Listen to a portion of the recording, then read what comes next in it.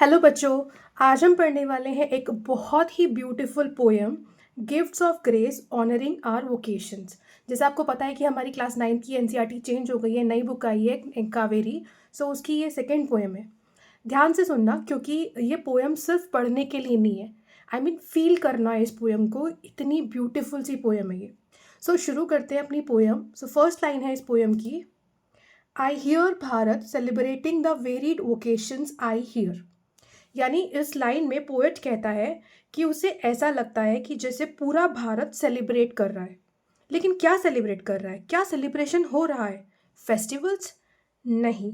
Celebrate हो रहा है अलग अलग काम, अलग अलग प्रोफेशंस। पोएट को भारत के हर प्रोफेशन की आवाज़ सुनाई दे रही है। वोकेशन स्पेशली उनको बोला जाता है, जैसे आपके टेलर होते हैं, मेजन्स होते हैं, इलेक्ट्रीशियन होते हैं, प्लम्बर होते हैं। सो वो सारे के सारे क्या होते हैं? वोकेशनल कोर्सेज होते हैं। चलो नेक्स्ट लाइन पे पहुंचते हैं हम लोग। नेक्स्ट लाइन है हमारी, those of crafts people, each one celebrating their craft, woven with colours and mirage hues. So यहाँ पर जो बात हो रही है वो हो रही है क्राफ्ट्स पीपल की, यानी कि कारीगर की, जैसे बुनाई करने वाले, कपड़े डिज़ाइन करने वाले।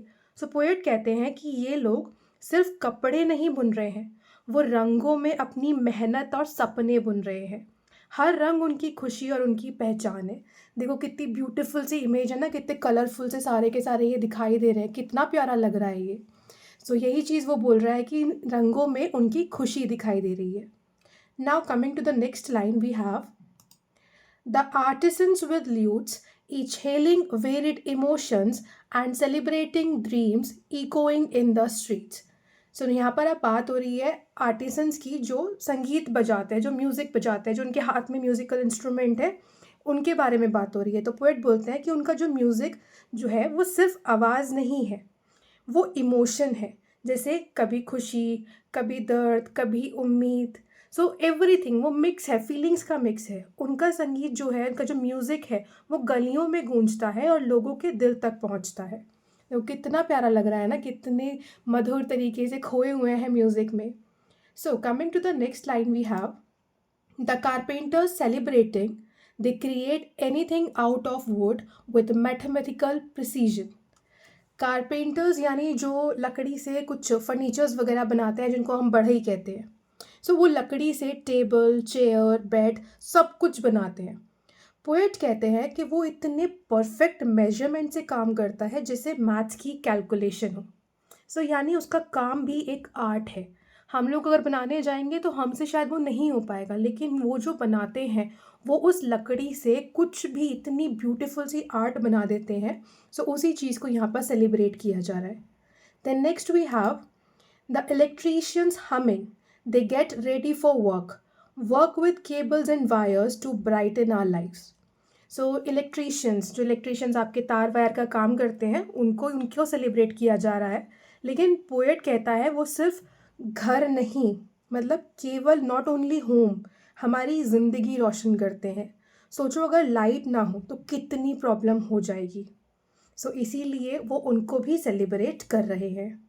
In next line, we have the boatmen gathering their nets from the shore, sailing and singing while at work, return to tell the tales of life at sea.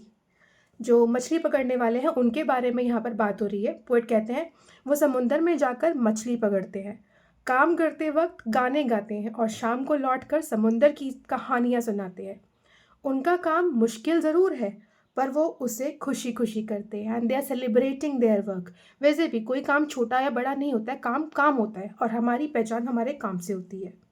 Coming towards next, we have the shoe maker affirming the quality of their work, for the feet that walk, dance, run, jump, return home. So यहाँ पर बात हो रही है शू maker यानी मोची की। उनके जो शूज़ हैं, जूते हैं, उनकी वजह से हम चल पाते हैं, दौड़ पाते हैं, स्कूल जा पाते हैं। पोएट्स कह रहे हैं कि उनका काम भी उतना ही इम्पॉर्टेंट है। अगर जूता ना हो तो हम तो गर्मी में सड़क पे चल भी नहीं पाएंगे, अगर हमारे पास पैरों में जूते चप्पल ना हो तो। सो नेक्स्ट हम लोग बात करते हैं the delicious singing of the cook और the rhythm of designer mason, each celebrating what belongs to them and to none else. अब यहाँ पर बात हो रही है कुक की, डिज़ाइनर की, मेसन की। सो पोएट ये बोलते हैं कि कुक जब खाना बनाता है तो उसकी भी एक रिदम होती है। जैसे डिज़ाइनर डिज़ाइन बनाता है, मेसन घर बनाता है। सो हर इंसान अपने काम में खुश है। हर किसी का काम उसकी अपनी आइडेंटिटी है, जो जो कर रहा है वो उसमें खुश है। और अगर हम काम खुश होके करेंगे तो काम शायद बहुत अच्छा भी हो जाए।